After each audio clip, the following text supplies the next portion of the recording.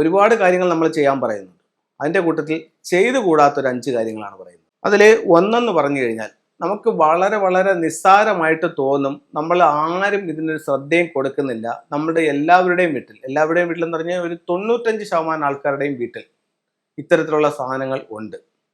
അപ്പോൾ ഇത് ആദ്യം പൂർണ്ണമായും വീട്ടിൽ നിന്ന് ഒഴിവാക്കണം. അതിനുശേഷം നിങ്ങൾ എന്ത് ചെയ്താൽ മതി, നിങ്ങൾ എന്ത് ചെയ്യുന്നുവോ, നിങ്ങൾ ഏതൊരു കാര്യം നിങ്ങൾ ശരിയാക്കാൻ നോക്കുന്നുവോ ആദ്യം ഈ ഒരു കാര്യം ചെയ്തിട്ട് മാത്രം ചെയ്താൽ മതി. എന്താണെന്ന് ചോദിച്ചു കഴിഞ്ഞാൽ, ഉപയോഗശൂന്യമായി നിങ്ങളുടെ വീട്ടിലും പരിസരങ്ങളിലും കുന്നുകൂടി കിടക്കുന്ന വേസ്റ്റ് വസ്തുക്കൾ അല്ലെങ്കിൽ ഡാമേജ് ആയിട്ടുള്ള സാധനങ്ങൾ, ഉപയോഗശൂന്യമായ സാധനങ്ങൾ, ഇങ്ങേയറ്റം പറഞ്ഞു കഴിഞ്ഞാൽ നിങ്ങളുടെ ടെറസിൻ്റെയും നിങ്ങളുടെ ഈ ഷീറ്റ് ഇട്ടാക്കുന്ന പുരയുടെയൊക്കെ മുകളിൽ കിടക്കുന്ന കരിയിലകൾ ഉൾപ്പെടെയുള്ള സാധനങ്ങൾ ആദ്യം പൂർണ്ണമായും വീട്ടിൽ നിന്നും ഒഴിവാക്കണം.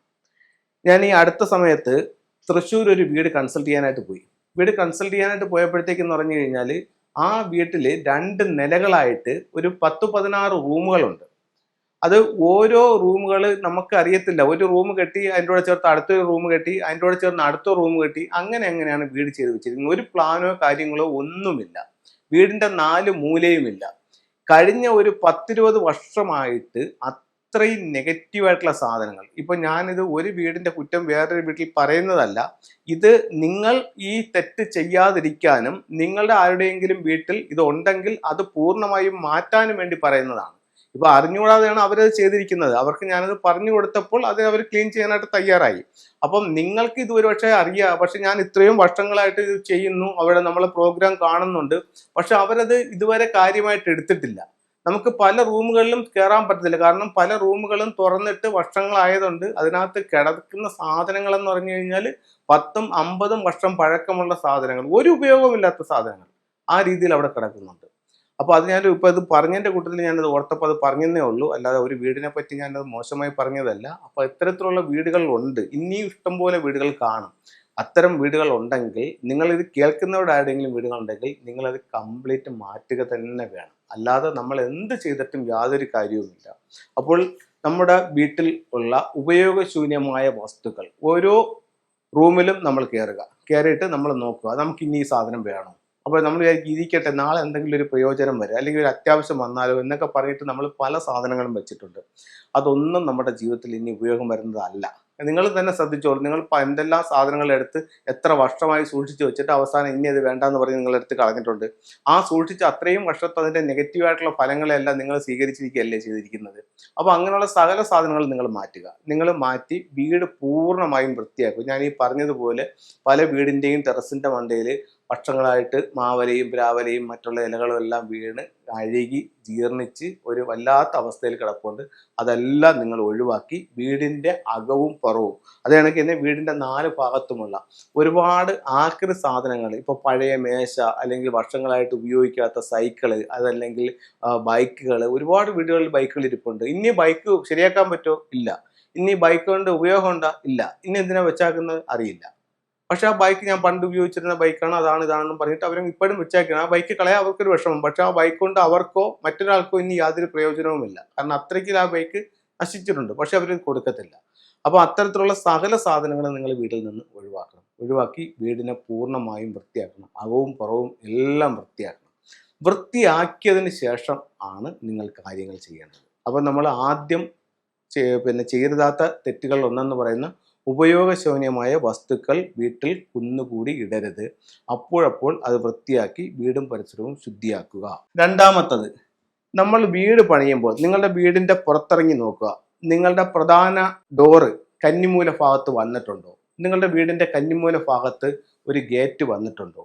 അല്ലെങ്കിൽ നിങ്ങളുടെ കന്നിമൂല ഭാഗത്ത് ഒരു പോർച്ച് വന്നിട്ടുണ്ടോ? ഒരു കാരണവശാലും നിങ്ങൾ കന്നിമൂലയിൽ കൊണ്ടുപോയി ഒരു വഴി ഇടാനായിട്ട് ചെയ്യരുത്.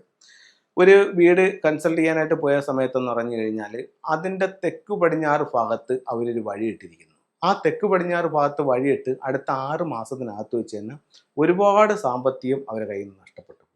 അപ്പോൾ തെക്ക് പടിഞ്ഞാറ് ഭാഗത്ത് എന്താ ചെയ്തിരിക്കുന്നത്? തെക്ക് പടിഞ്ഞാറ് ഭാഗത്ത് അവർ ഗേറ്റ് ഇട്ടിരിക്കുന്നു. ഒരു കാരണവശാലും ഈ ഒരു തെറ്റ് നിങ്ങൾ ചെയ്യരുത്. തെക്ക് പടിഞ്ഞാറ് ഭാഗത്ത് വഴിയുള്ളൊരു വസ്തു നിങ്ങൾ വാങ്ങിക്കേണ്ട. വാങ്ങിച്ചു കഴിഞ്ഞാൽ ഉള്ള പൈസ കൂടെ പോകും. കാരണം അത്രയും ബുദ്ധിമുട്ട് അവിടെ ഉണ്ടാവും. ഒരു കാരണവശാലും തെക്ക് പടിഞ്ഞാറ് ഭാഗത്ത് മാത്രമേ ആ വസ്തുവിലേക്ക് കയറാൻ വഴിയുള്ളെങ്കിൽ ആ വസ്തു വാങ്ങിക്കാതിരിക്കുന്നതായിരിക്കും നല്ലത്. ചെയ്യരുതാത്ത തെറ്റുകളിലാണ് ഞാൻ പറയുന്നത്. കന്നിമൂല ഭാഗത്ത് ഗേറ്റ് അരുത്. അടുത്തത്, ഈശാന കോണിൽ ഒരു സെപ്റ്റിക് ടാങ്ക് വെക്കരുത്. ഇപ്പം ഈശാന കോണിൽ ഒരു കാരണവശാലും സെപ്റ്റിക് ടാങ്ക് കൊണ്ടുപോയി ഈശാന കോണിൽ വെക്കരുത്. ഈശാന കോണിൽ വെച്ച് കഴിഞ്ഞാൽ എന്ത് കാര്യത്തിനിറങ്ങിയാലും തടസ്സങ്ങളായിരിക്കും. പലതരത്തിലുള്ള എന്തൊക്കെ പ്രശ്നങ്ങൾ നമ്മുടെ ജീവിതത്തിലേക്ക് വരുമെന്നുള്ളത് നമുക്ക് പറഞ്ഞറിയിക്കാൻ പറ്റാത്ത രീതിയിലുള്ള ബുദ്ധിമുട്ടുകൾ ഈശാന കോണിൽ നിന്ന് നമ്മൾ അനുഭവിക്കേണ്ടി വരും. അടുത്തത്, സൗത്ത് ഈസ്റ്റ് ഭാഗത്ത് കിണർ. ഒരുപാട് വീടുകളിൽ സൗത്ത് ഈസ്റ്റ് ഭാഗത്ത് കിണറുണ്ട്. അപ്പോഴത്തേക്ക് സൗത്ത് ഈസ്റ്റ് ഭാഗത്ത് കിണർ നിങ്ങൾ ഒഴിവാക്കൂ. നോർത്ത് ഈസ്റ്റ് ഭാഗത്ത് ഒരു കിണർ കുഴിച്ച് അതിനുശേഷം നിങ്ങൾ തെക്ക് കിഴക്കത്തെ ഭാഗത്ത് കിണർ മൂടും എന്ന് പറഞ്ഞാൽ അവർ സമ്മതിക്കില്ല. കാരണം അവർ പറയുന്നത് തെക്ക് കിഴക്ക് ഭാഗത്തെ കിണറിൽ ശരിക്കും വെള്ളമുണ്ട്, നമുക്ക് ഒരുപാട് വെള്ളമുണ്ട്, ഈ അടുത്ത ഭാഗത്തുള്ള എല്ലാ വീടുകളിലെ വെള്ളം പറ്റിയാലും നമ്മുടെ ഈ കിണറ്റിൽ വെള്ളം പറ്റില്ല എന്നൊക്കെയാണ് അവർ പറയുന്നത്.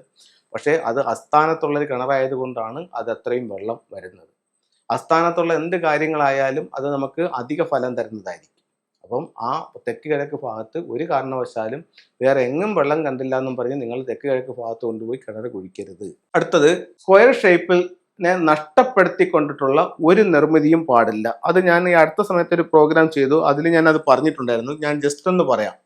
ഇത് നമ്മളുടെ സ്ക്വയർ ഷേപ്പിലുള്ള വീടാണെന്നിരിക്കെ ഈ ഭാഗത്ത് കൊണ്ടുപോയി ഒരു വർക്ക് ഏരിയ ഇറക്കുകയോ ഈ ഭാഗത്ത് കൊണ്ടുപോയി ഒരു ടോയ്ലറ്റ് ഇറക്കുകയോ ഈ ഭാഗത്ത് കൊണ്ടുവന്ന് ഒരു കാർ പോർച്ച് ചെയ്യുകയോ ചെയ്തു കഴിഞ്ഞാൽ നമ്മുടെ വീടിന്റെ ഷേപ്പ് പോകും. ഇതിൽ ഏതെങ്കിലും ഒന്ന് ചെയ്താൽ മതി. ഇവിടെ ഒരു കാർ പോർച്ച് വന്നു കഴിഞ്ഞാൽ ഈ മൂല നഷ്ടപ്പെട്ടു, ഇവിടെ ഒരു ടോയ്ലറ്റ് വന്നു കഴിഞ്ഞാൽ ഈ മൂല നഷ്ടപ്പെട്ടു, ഇവിടെ ഒരു വർക്ക് ഏരിയ വന്നു കഴിഞ്ഞാൽ ഈ മൂല നഷ്ടപ്പെട്ടു. അപ്പം ഇത്തരത്തിലുള്ള സംഭവങ്ങൾ സംഭവിക്കും. അതുകൊണ്ട് ഒരു കാരണവശാലും നമ്മൾ വീടിന്റെ സ്ക്വയർ ഷേപ്പിനെ നഷ്ടപ്പെടുത്തിക്കൊണ്ടിട്ടുള്ള ഒരു നിർമ്മിതിയും വീടിനോട് ചേർന്ന് അരുത്. വർക്ക് ഏരിയ, പോർച്ച്, ടോയ്ലറ്റ് എന്നിവയാണ് ഇങ്ങനെ സാധാരണഗതിയിലായിട്ട് വീടിന്റെ ഷേപ്പിൽ നിന്ന് നഷ്ടപ്പെടുത്തിക്കൊണ്ട് വരുന്ന നിർമ്മിതികൾ. അപ്പോൾ അത്തരം കാര്യങ്ങൾ അരുത്. അപ്പോൾ ഇത്തരം കാര്യങ്ങളൊന്നും ശ്രദ്ധിക്കണം. ഇനി നമുക്ക് ഫെങ്ഷുയുടെ ചില ടൂളുകൾ നോക്കാം. നമുക്ക് ഫെങ്ഷുയിൽ ഏറ്റവും കൂടുതൽ വിട്ടുപോയിട്ടുള്ള ടൂൾ ഏതാണെന്ന് ചോദിച്ചാൽ അതിനൊരു ഒറ്റ ഉത്തരമേ ഉള്ളൂ, മെറ്റൽ ടോട്ടോയിസ്. ഇതൊരു ലോ ഷൂ ഗ്രിഡ് ഉള്ള ഒരു മെറ്റൽ ടോട്ടോയിസ് ആണ്. ഇതിൽ 9 നമ്പറുകൾ മാർക്ക് ചെയ്തിട്ടുണ്ട്. ഇത് ടോട്ടൽ ചെയ്യുമ്പോൾ 15 കിട്ടും.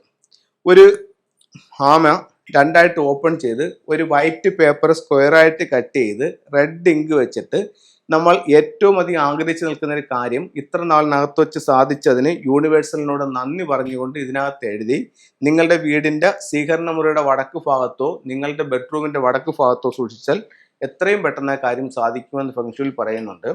ഒരുപാട് ആൾക്കാരുടെ അനുഭവവും ഉണ്ട്. നിങ്ങൾക്കും വേണമെങ്കിൽ ഒന്ന് പരീക്ഷിക്കാം. ഇനി നമുക്ക് വീടിന്റെ പ്രധാന വാതിലിലേക്ക് വരുന്ന നെഗറ്റീവായിട്ടുള്ള ഊർജത്തെ നിന്നും വീടിനെ സംരക്ഷിക്കുന്നതിന് വേണ്ടിയിട്ട് പ്രധാന ഡോറിന്റെ നേരെ ഓപ്പോസിറ്റ് ആയിട്ട് ക്വാൻ കിങ്ങിന്റെ ഒരു സ്റ്റാച്ചു നമുക്ക് വെക്കാവുന്നതാണ്. ഇനി ഫെങ്ഷു പ്രകാരം ഹെൽത്ത് മെച്ചപ്പെടാൻ വേണ്ടിയിട്ട് ഇത് ഉലു എന്ന് പറഞ്ഞിട്ടുള്ളൊരു നാച്ചുറൽ ആയിട്ടുള്ളൊരു സീഡാണ്. ഇത് നമുക്ക് നമ്മുടെ ഹെഡിന്റെ സമീപത്ത്, പില്ലോയുടെ സമീപത്തായിട്ട് നമുക്ക് വെക്കാം. അപ്പോൾ നമുക്ക് ഹെൽത്ത് പ്രോബ്ലം എന്തെങ്കിലും ഉണ്ടെങ്കിൽ പെട്ടെന്ന് അതിനെ ക്യൂർ ചെയ്യുന്നതിന് വേണ്ടിയിട്ട് അങ്ങനെ വെക്കാം.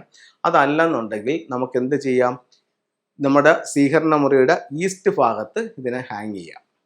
ഓക്കെ, ബെഡ്റൂമിൻ്റെ ഈസ്റ്റിലും നമുക്കിതിനെ ഹാങ് ചെയ്യാവുന്നതാണ്. അതേപോലെ 2025 കൂടുതൽ ഹെൽത്ത് പ്രോബ്ലം ഉള്ള വീടുകളിൽ വീടിൻ്റെ സെൻട്രൽ ഭാഗത്തായിട്ട് ഏകദേശം മൊത്തം വീടിൻ്റെ മിഡിൽ ഭാഗത്തായിട്ട് ഇത്തരത്തിലുള്ള ഒരു 6 മെറ്റൽ കോയിൻസ് ഹാങ് ചെയ്യുന്നത് ഹെൽത്ത് പ്രോബ്ലം ഇല്ലാതാക്കാൻ നല്ലൊരു ടൂളായിട്ട് ഫെങ്ഷുയിൽ ഇതിനെ കണക്കാക്കാം.